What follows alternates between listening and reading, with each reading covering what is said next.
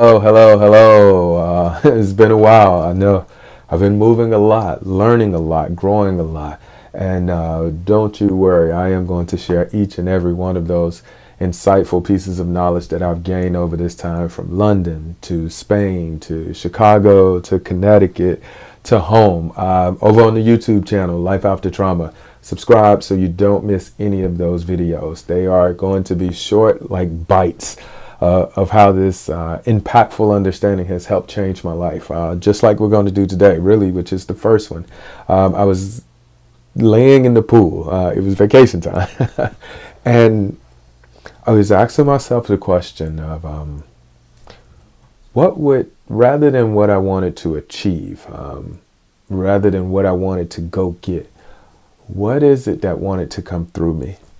What is it that wants to just really be effortless for me to do and how I want to impact the world?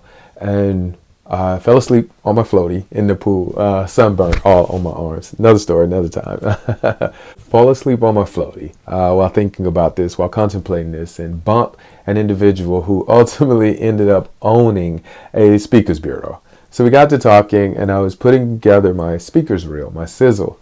And this short clip that I had done at a conference in London, talking about failure, and I brought it back. I'm going to play the clip. It's about 32 seconds, but then I'll come back and I'll give a much deeper meaning to it now, because it's been a year since, I think maybe even 2 years since this clip. But I really love how they were able to capture it, because it's kind of like the meat of what it is that I'm going to talk about, and that is failure does not exist. All right, so here's the video, and then come back. I'll break it down, a little bit more.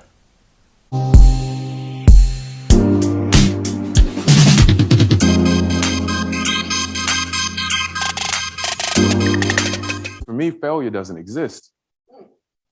Failure is just like the street signs to get here. Turn left. That's what something not going my way means. Oh, okay, I should have turned left. Got it. So now turn, and I'll go down that road. And then something else. Oh, it says speed up. Okay, so I'll go faster. Oh, it says slow down.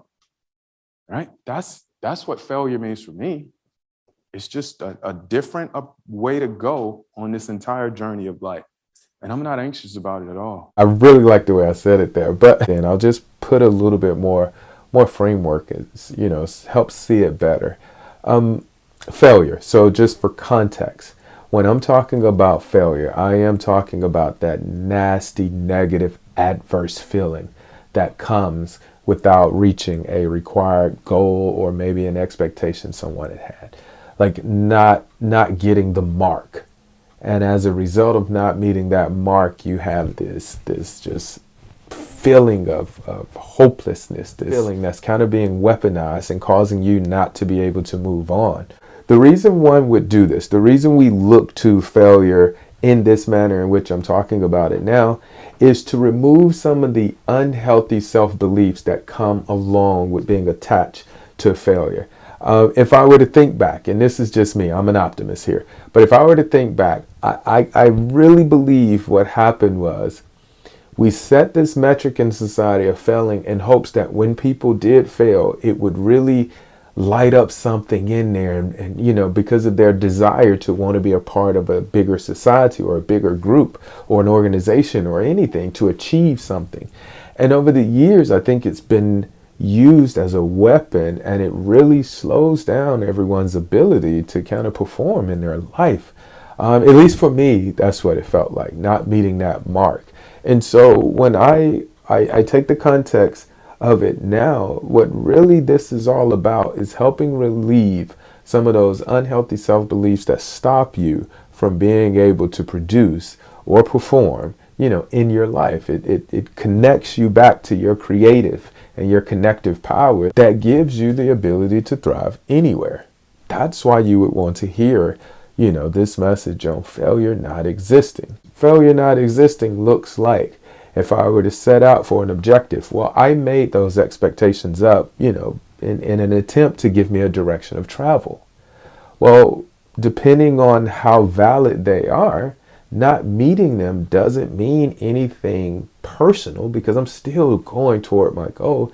It simply just means with the current resources, the current knowledge and everything that I have, this is going to take maybe a little bit more time. This will require me to turn left. This road may, require us to turn right, make a U-turn, whatever the prescription, may be to get back on track for that desired goal. But failure is just the reference point. It's not the metric in which drives team performance, and it surely can't be the metric that drives your performance, because sometimes failures are unavoidable. They're just out of our control. So you don't want to set the context up of life where failure is used as a weapon against you. You want to set it up where you can use it to get the most out of it. Using those failures, for me, when I hit now a brick wall, I get excited because I get to learn something new and fresh. My failures become ways of innovation. They become inspiration. They become new ideas, creative programs that come.